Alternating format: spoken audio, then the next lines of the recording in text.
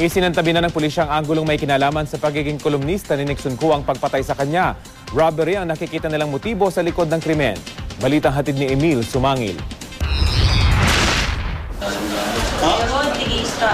Ito ang larawan ng apat na mga suspect. Nasa higit 20 anyos lamang ang edad. Sila ang tinuturong tumangay sa 70,000 pisong payroll money at bumaril sa dating hepe ng Philippine Tourism Authority at ngayon kolumnista ng Filipino Star ngayon na si Nixon Kua at kapatid nitong si Allison sa bahay nito sa Ayala Greenfield Estates sa Calamba, Laguna. Positibong kinilala ng mga testigo ang mga suspect. Ayon sa investigasyon, unang pinutukan ng mga suspect ang kolumnistang si Kua na nasa loob pa ng sasakyan niya. Sunod na binaril ang kapatid nitong si Allison na nasa harapan naman ng bahay nila.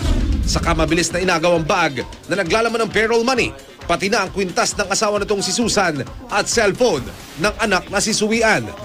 Ayon sa investigasyon, ang mga suspect na sina John Ray Cortez at Noel Esquivel ang tumangay sa pera at unang nakitaan ng mga baril at alahas.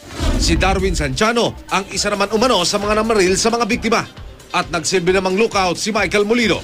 Robbery ang nakikitang motibo ng pulisya. Isinasantabi ang anggulong may kilalaman sa pagiging kolumnista ni Kua. Alam nila yung pasweldo. So yun lang naman ang isang tinitingnan namin, yung inside job. Bakit nalaman itong grupo na to na magpapasweldo yung biktima nung araw na yun? Hindi raw dumaan sa main gate ng subdivision ng mga suspect.